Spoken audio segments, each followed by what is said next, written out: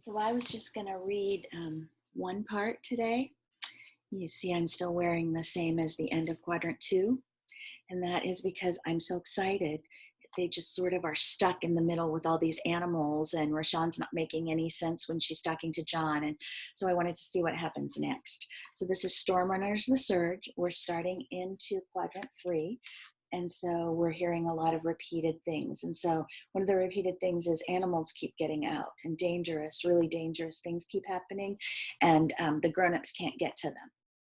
So we're reading this with permission from Scholastic, The Surge by Roland Smith. 6:24 a.m. John found Cindy and Mark sitting on a cot with towels around their necks, drinking coffee and eating donuts. Mark had the precious TV station camera in his lap. "How's the truck?" Mark asked. "Beyond our ability to repair without new parts." "We were lucky to have gotten this far." "Did you try and reach Chase again?" Cindy asked. John nodded. His phone's working, but he didn't answer. "A girl picked up, Rashawn. She was on the bus with them. I spoke to Marco's mother, too, but only for a minute or two. The phone battery is going dead, but it sounds like there are some other problems on the farm." John went on to explain what Rashawn and Mrs. Rossi had told him. Cindy and Mark stared at him in complete silence. Mark shook his head. "I'm sorry," he said slowly. "I don't understand. You mean like an African leopard? Spotted? With fangs and claws?" "It could be an Asian leopard," Cindy said. "They have them too, although not as many as they have in Africa." Mark looked at Cindy. "Thanks, Mother Nature." He turned to John. "There's a leopard running around this farm your son is on, and it's carrying a dead monkey in its mouth?" "That's right." "And your son is running around looking for gas so that the elephant that lives on this so-called farm doesn't have to give birth in the dark?" John nodded. "That about sums it up. Except Marco was out looking for the kids and didn't make it back home. I promised his mother I'd try and find him." "Does he know that he doesn't have a home?" Cindy asked. "I doubt it. Mrs. Rossi said he left before the wind took it down. She barely made it out herself before it collapsed. I have to get back to the farm. Tomas is trying to find someone to lend us a vehicle." "You really think someone's going to give you their wheels to drive around in a hurricane?" Mark asked. "We'll pay them, of course," John said. "Pay for what?" Richard Krupp appeared as if out of nowhere. "Aren't you that construction guy Cindy was interviewing on my news show?" John turned to the news anchor. He was shorter and thinner than he looked on television. "I'm that guy," he said. "Did you drive Cindy and Mark here?" "My partner Tomas and I did." "Why?" "We were headed the same direction." "How did you get here?" "A television van. We would have made it all the way to Palm Breeze if we hadn't been turned back at the roadblock. I live in Palm Breeze. My wife's the principal of Palm Breeze Middle School." Cindy rolled her eyes. "What do you want now, Richard?" "The video you shot on the way here, for one." Richard looked at Mark. "And the camera on your lap. I just got off the phone with your boss." "He's your boss, too," Mark said. "Whatever. He was surprised to hear that you two had quit, but he wasn't upset. He already has people in mind to take your places. I think his exact words were, 'No big deal. There's a dynamite reporter up in Tallahassee who wants to come south, and cameramen are a dime a dozen.'" "Ouch," Mark said. "He also told me to get the camera and the video, and before you say no, I've talked with the police here at the shelter." Richard tilted his head. Two uniformed police officers stood 20 feet behind him, staring at them. "They'd be happy to take the camera away from you if you want to play it that way." "We haven't officially resigned yet," Cindy said. "Doesn't matter. The station wants the camera and video until you work this out officially. Can't blame them. The camera's worth a lot of money." Cindy looked at her watch. "Technically, we aren't even late for work, yet. Technically, you violated policy by using station equipment without authorization. Listen, we can do this the easy way or the hard way. It's up to you." The officers took a step forward as if on cue. "Can we borrow your television van?" John asked. "What?" Richard said. "We need it," John said. "Our vehicle is out of commission." Richard smiled at Cindy and Mark. "Lucky you two made it this far safely. Your driver's nuts." John returned the smile. "Didn't you say your wife is the principal at the Palm Breeze Middle School?" "What does that have to do with your needing my news van?" John glanced at the officers, then lowered his voice. "You might want to have your guys back off before I answer this question. And don't worry, Mark isn't going to run out into Hurricane Emily with your camera." Richard thought about it for a second and then turned around and held up his hand to keep the officers at bay. "What's this about?" he said, "and make it quick. I have to do a stand-up for the morning news in a few minutes." "When's the last time you talked to your wife?" John asked. "Yesterday afternoon before school got out. She was checking on Hurricane Emily. Why?" "Where did you tell her Emily was going to hit?" "St. Pete. That's where we thought it was going to land at the time. Then the power went out and we lost cell service and I was unable to reach her. What does that have to do with—" "She put the kids on the bus," John interrupted. "Two buses," Richard said. "Most of the kids at the school were picked up and driven home by their parents or driven out of town ahead of the storm." "Well, one bus didn't make it," John said. "It sank in a lake with 3 kids and the driver." Richard turned pale. "I didn't hear anything about this, and we've been monitoring police and emergency vans all night. How do you know?" "Because my son was one of the 3 kids on that bus when it sank. Your wife should have never put them on that bus, but she's not the one I blame. Her husband, the #1 news anchor in St. Pete, told her the hurricane of the century was not going to hit Palm Breeze." "Is your son okay?" "He didn't drown, if that's what you mean, but the driver did." "The driver's dead?" John nodded. Richard gave a cheery wave to the police officers. "We're good here," he said. "Everything's resolved. It was just a misunderstanding. Thanks." The 2 officers shrugged and walked away. Richard sat down on the edge of the cot. "Are the kids here?" "No. Chase and the 2 girls made their way from the lake to the Rossi farm." "The circus Rossis? You know them?" "Palm Breeze isn't that big," Richard said, "and the Rossis are kind of, well, they're unusual. Have you told Marco?" "No, I talked to one of the girls and Marco's mother on my sat phone. Their house is gone." Richard shook his head. "So where are they now?"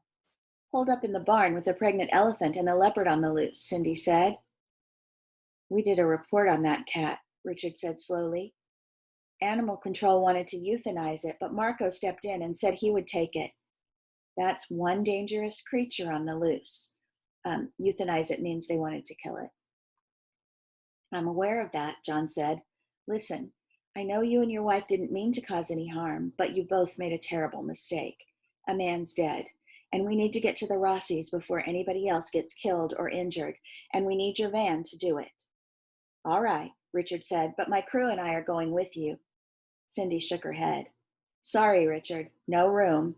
This is Mark's and my story. After what we've gone through, we're not about to give it to you. With John, Tomas, and the 2 of us, that's almost a full boat." "There's room in the van for one more, and it's my van," Richard said. "I'm going with you." John shrugged. "The roadblocks are still up," Richard said. "They aren't even letting FEMA through. Do you have any idea how you're going to get to the Rossi's farm?" "Well, I know where not to go," John said. "We should ask Marco," Richard said. "The Rossis have been in this area for decades. At one time, they owned a big chunk of the country." "If we could get him on the phone, I would," John said. Richard looked confused. "I guess you didn't understand when I asked if you had told Marco. He's here." "At the shelter?" "I saw him about 20 minutes ago on the far side of the gym, carrying a bottle of water and a slice of pizza. I didn't talk to him, but it was definitely Marco. The Rossis are the only little people around here. I assumed he was with his whole family." "I'll find him," John said, starting across the gym.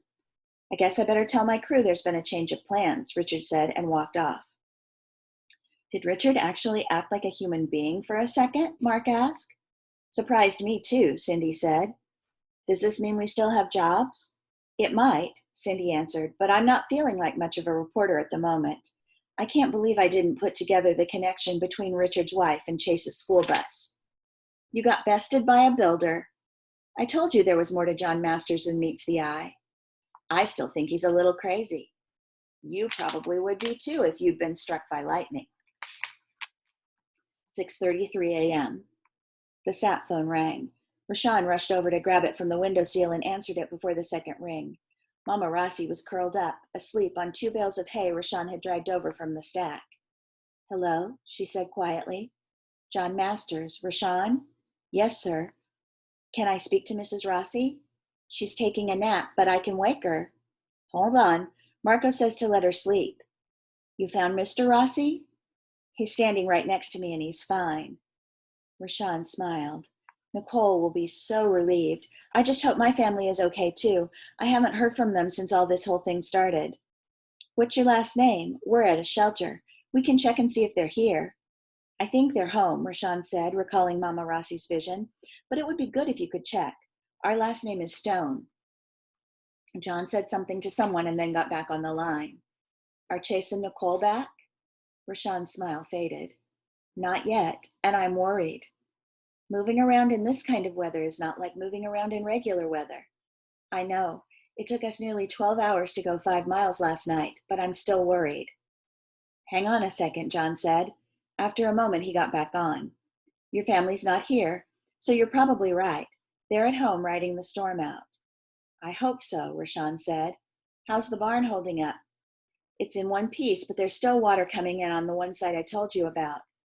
No structural damage. That means the walls and everything are still in place. Nothing I can see. Remind Chase to check the barn out when he comes back. He'll know what to look for. I'm sure he will. Before they left, he went over the barn with a fine-tooth comb. We're going to try and get to you. I'm not sure if we'll succeed, but we'll give it our best shot.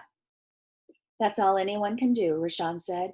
Don't kill yourself trying to get here. That won't do anyone any good. John laughed. What's so funny? Nothing really. It's just something I've told Chase 100 times. You're no good to anybody if you're dead, including yourself. I hope to meet you soon in person, Rashawn. Have Chase call me when he gets back. And again, don't worry. He's fine. I've got to go now. Rashawn put the phone back on the windowsill and looked over at Mama Rossi. She was still curled up on the hay bales, sound asleep. Pet was swaying back and forth, looking like a gray balloon ready to burst. The wind was still battering the barn, but it didn't seem nearly as noisy to Rashawn. Maybe I'm getting used to the racket, or maybe I'm going deaf, she said to the elephant. She walked past the light of Pet's ring into the dark. I'll just poke my head outside and see what I can see. Halfway to the door, something bumped into her leg. She screamed.